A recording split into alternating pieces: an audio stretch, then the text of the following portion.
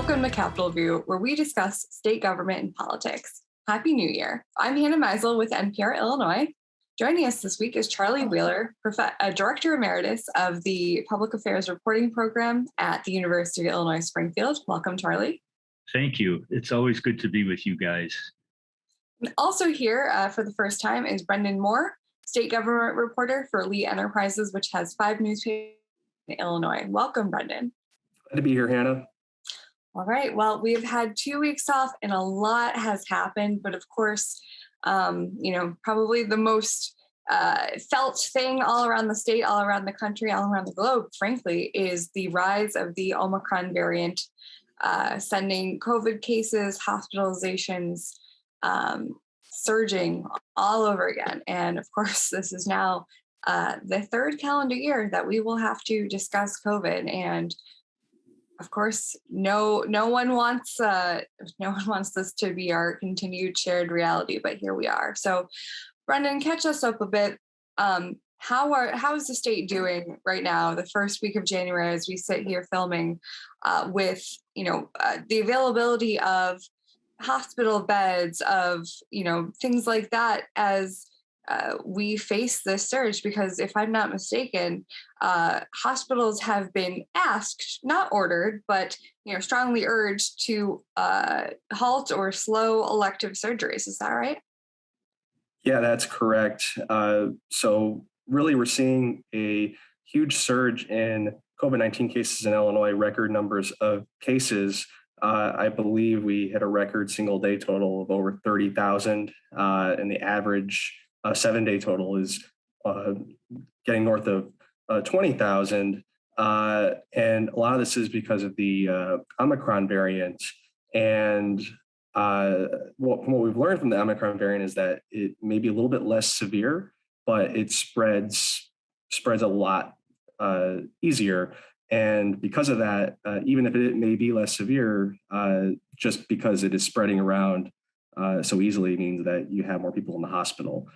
So Illinois is seeing, I believe last week they reported a record number of folks in the hospital, and you're seeing hospitals basically have to halt elective surgeries, which and that's a kind of a catch-all. I mean that it's not just less serious things. I mean it could also be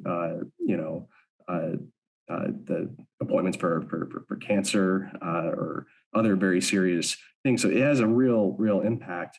I know even here in Springfield, the hospital systems sent out a letter a few days ago, basically asking the community, said we need your help. We're inundated. Like we're going to be, we're going to take care of our community, but we need the community to do its part, because this surge is going to, it's only going to get worse before it gets better. With some projecting the peak to be sometime in mid-January.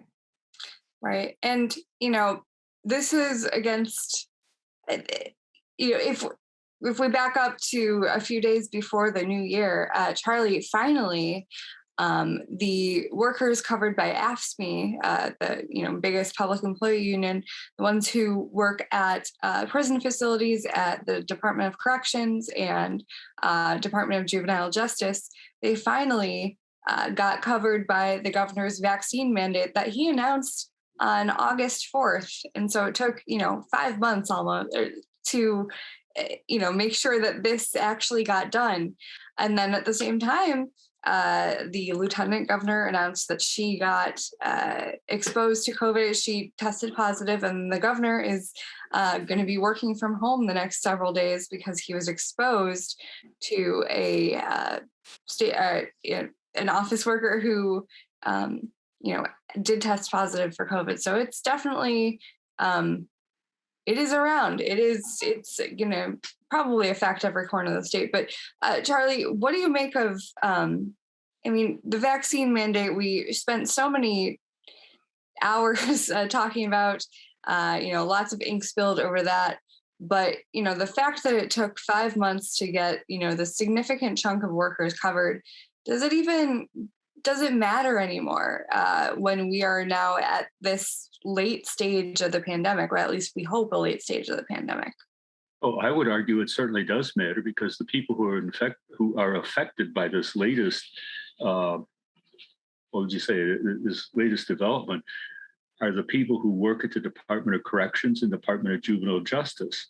They had resisted the governor's mandate initially, and ultimately it went to arbitration.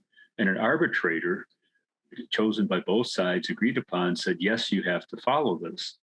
And so I think that's going to be very important, because these are people who work with a very captive population, not to, make a joke of it, but they're there with these inmates, and then they go back out in the community, and there's a real danger of spreading it.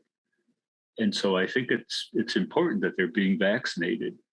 And as we've remarked, this new variant spreads so much easier. It's not as deadly as earlier versions, say as Delta. It doesn't kill as many people percentage-wise. It does not send as many people into intensive care.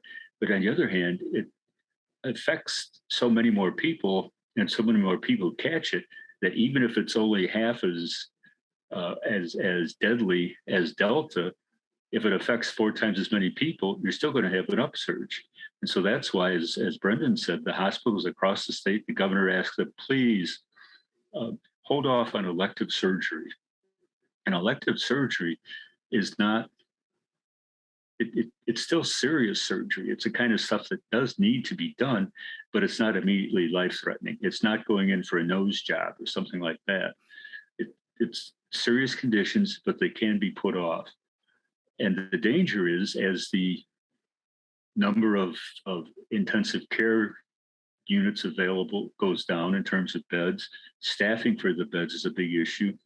Someone who has a heart attack, someone who's in a serious automobile accident, someone who's in a fire, they may not get the treatment that they need.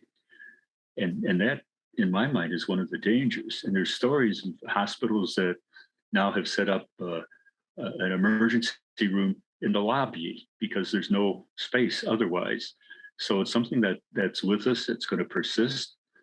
And the fact that people who've been fully vaccinated still get it, like the lieutenant governor was fully vaccinated, she was boosted, so she's tested positive. It's not going to be as serious for her, one hopes, but it's still something that's going to have to be dealt with.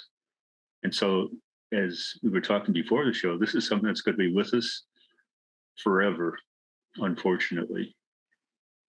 Sure. And Brenden, we have talked a lot about, hospital healthcare worker burnout and the staffing shortages there. Obviously, you can't, when we talk about ICU beds, we're really talking about staffing.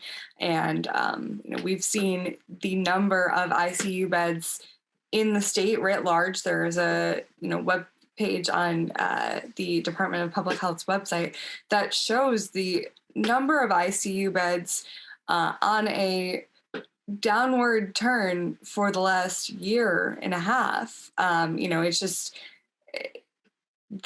it's a manifestation of this healthcare worker shortage and their burnout. But outside of hospitals, obviously, when just changes in guidance in recent weeks, this is still going to affect things like schools, for example, because when you have kids who are exposed or test positive, they're going to be out. And then when you have teachers and other staff that are exposed or test positive, they're also going to be out. And we are seeing real staffing shortages. I think obviously the most extreme case of this is in Chicago, with the Chicago Teachers Union voting to try to teach remotely. Chicago Public Schools saying, no, we're not doing that. We're going to treat this as a strike or a walkout, and we're going to lock you out of your virtual classrooms.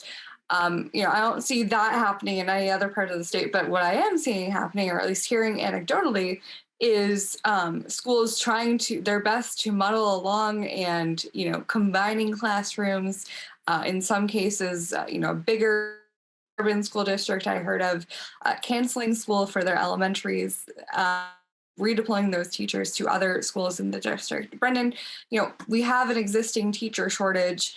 Do you think that, can we make it through this Omicron surge as, we're going? Or are you hearing from local school district leaders that they want more guidance from the state, more help from the state? Yeah, as you mentioned, Hannah, the teacher shortage is nothing new, and it's only being exacerbated by this surge. We're seeing that across a lot of different industries, but I think in the schools it's especially pronounced because you have a big population of young people that have a low vaccination rate compared to adults, and so it spreads more quickly, and yeah, if you have staff that are out, it can be difficult to make in-person learning work.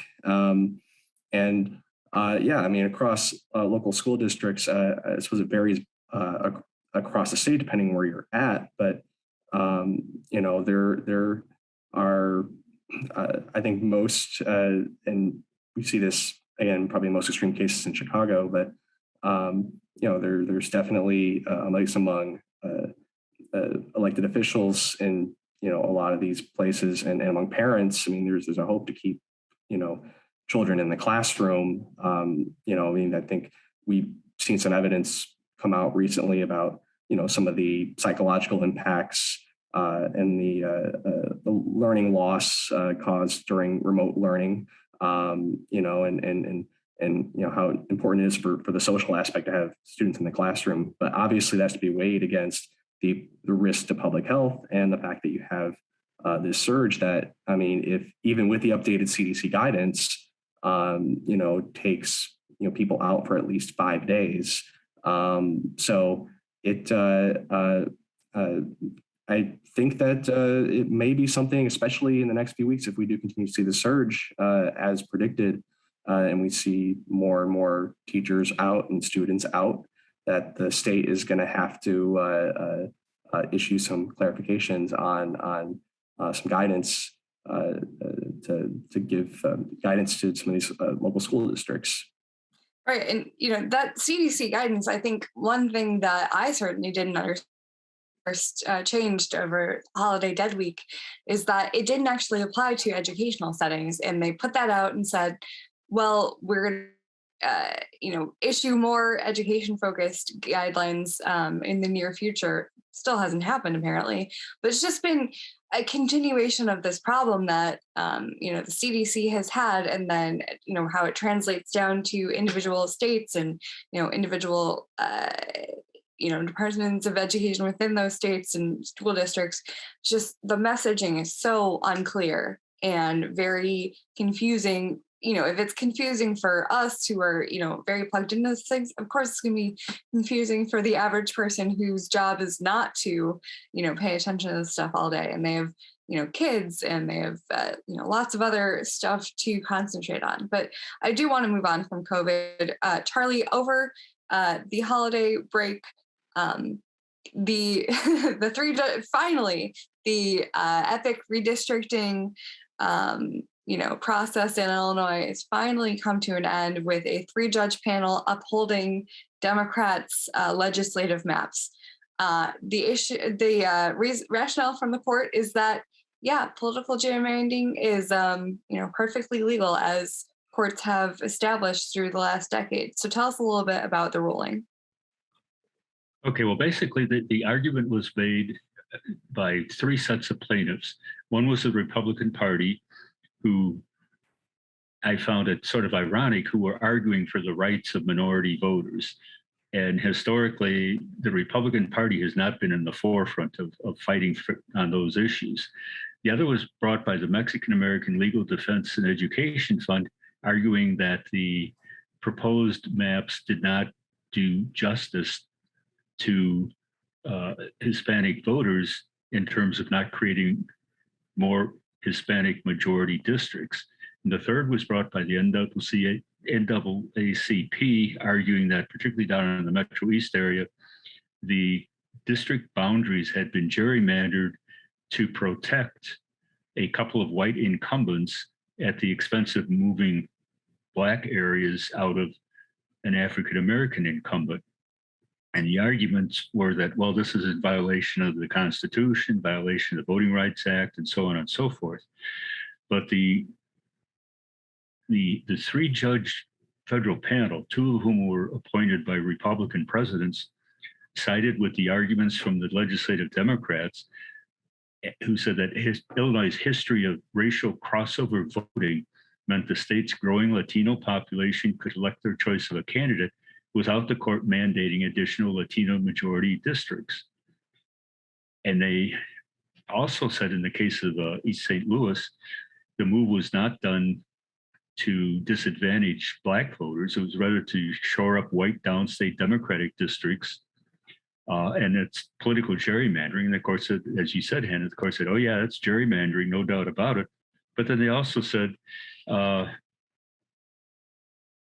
in sort of their conclusion, they said, and I'm going to quote here, our role as federal judges is limited and does not extend to complaints about excessive partisanship in the drawing of legislative districts. The Supreme Court has declared partisan gerrymandering claims to present political questions beyond the reach of federal courts. And one of the things that was pointed out was that there are any number of districts that are not majority people of color that nonetheless have sent people of color to the legislature. And if you look at the statewide elected officials, our governor is white, our lieutenant governor is Black, our secretary of state is Black, our attorney general is Black, our comptroller is Latina, and the treasurer is white. And our two U.S. senators, one's white, the other is Asian American. So you can't say that Illinois voters are motivated by race and how they vote. And that was the argument that the court said. The record shows ample evidence of crossover voting to defeat any claim of racially polarized voting sufficient to deny Latino and Black voters the opportunity to elect candidates of their choice in the challenged districts. So it was a total victory in a sense for the Democrats. Their map was upheld. In a couple of weeks, I guess less than that now, we're going to start circulating petitions for the 177 legislative seats for which there'll be a primary in late June and then the election in November.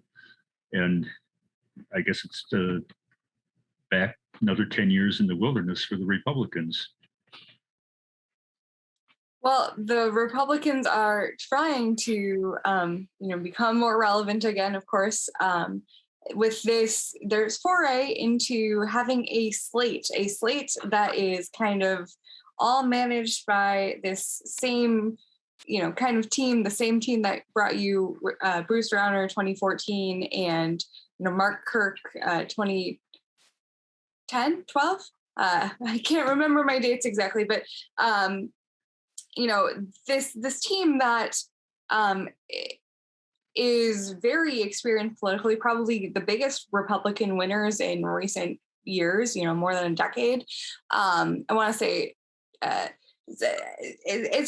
it's this very interesting idea where, okay, we're going to have money that's going to be given by, folks like Ken Griffin, obviously very well-funded, well-heeled conservative donor. But this money, they're hoping it won't go down the drain because they're going to have this whole big strategy and apparatus. And so this week they've trotted out John Milhiser, who's been the former U.S. attorney for the Central District of Illinois, who's going to run for Secretary of State. Of course, we discussed on this program before the holidays a likely gubernatorial candidate, the mayor of Aurora, Richard Irvin, and possibly more. So, Brenden, tell us a little bit about Republicans' chances here, and John Milhiser in general. He's kind of a Boy Scout, would you say? Yeah, I mean that's at least what Republicans that are trotting him out believe. As you said, he was the U.S. attorney. Before that, he was the Sangamon County State's attorney for a couple of terms down here in Springfield. He is, and in his announcement, he kind of touted up fighting corruption. I guess one example of that. Late in his tenure as U.S. Attorney, his office brought charges against former State Senator Sam McCann, the Republican turned conservative who ran for governor. He was charged with tax evasion, fraud, and a bunch of stuff related to his use of campaign funds for personal use. So he's really Milhiser is really going to tout this, I guess, persona as a prosecutor fighting corruption. They think that he can make a serious contrast with whoever the Democrats put up. Right now, the front runner on the Democratic side seems to be Alexei Janulius, the former state treasurer, who, as folks can remember from his last big campaign in 2010 for U.S. Senate, had some controversies, especially surrounding his family's bank and a few other issues. And so I think Republicans see an opportunity here. It's an open seat, obviously. Jesse White is retiring after 24 years, and they believe they might have a chance with the right candidate and with the right political environment. It's looking like it's going to be a good year for Republicans this year.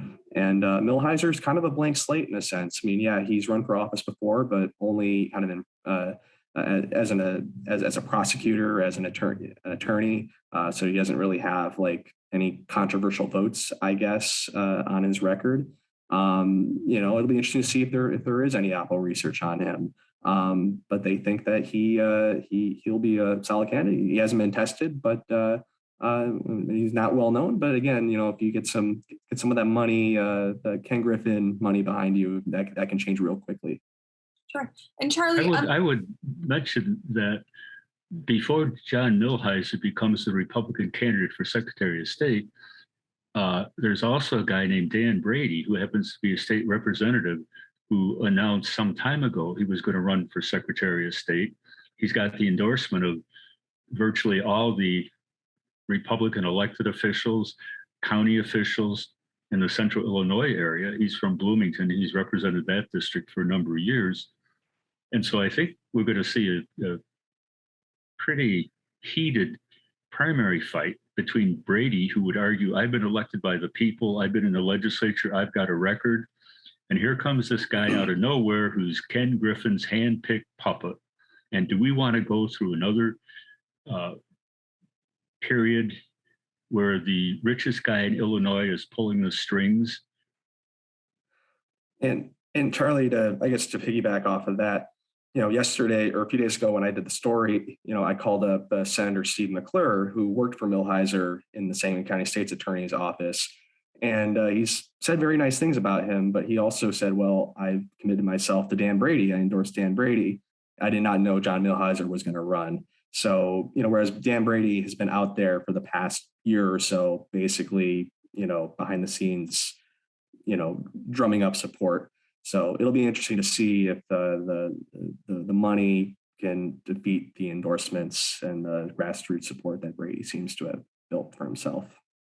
And in other electoral news, we've been waiting to see what retiring Congressman Adam Kinzinger would do. He's the Republican. He's one of the few Republicans who have really stood up in a big way to the Trump wing of his party. Of course, serving with Liz Cheney on the January 6th, investigative committee. And of course, we sit here recording on January 6th, a year later after the Capitol insurrection. Charlie, just 30 seconds here. Adam Kinzinger announced this week that no, he will not run for governor, which we already knew. The only question mark really was, would he run against Tammy Duckworth for her Senate seat? But he says no, he's going to concentrate full time on trying to reshape the Republican. Super briefly, Charlie, do you think that could be accomplished? Or do you think that he's just kind of going to collect the CNN bucks being a pundit? Well, I think he's got a noble ambition, and whether or not it will be accomplished, I don't know. There's a lot to be seen. There are people who would argue that the Republican Party has been a cult of, has morphed into a cult of hero worship, people who are only too willing to kiss Donald Trump's mistletoe, and that it's bad for the party in general. It violates the principles on which the Republican Party was founded. And there's other people who say, no, this is the wave of the future. We have to get behind someone who will make America strong again. What Kissinger said in his video where he announced he wasn't going to run for anything, he said, and again, I'm quoting, if the past 12 months have taught me anything, it's that saving America is the fight of our lives. This time last year, I hoped victory would come in a matter of months. Now I see it will take years. That's why I'm transitioning from serving just one corner of Illinois into fighting this new nationwide mission full time. So whether or not he'll do it on cable TV, whether or not he'll be able to put together some kind of organization of like-minded people, that remains to be seen. All right, we'll see where that goes. Briefly here, we also had Congressman Bobby Rush this week announce that he was going to retire. We have a cadre of people lining up for that seat, but we'll see. We are out of time. Charlie Wheeler, Brenden Moore, thank you for your time. I'm Hannah Meisel. We'll catch you again next week on Capitol View.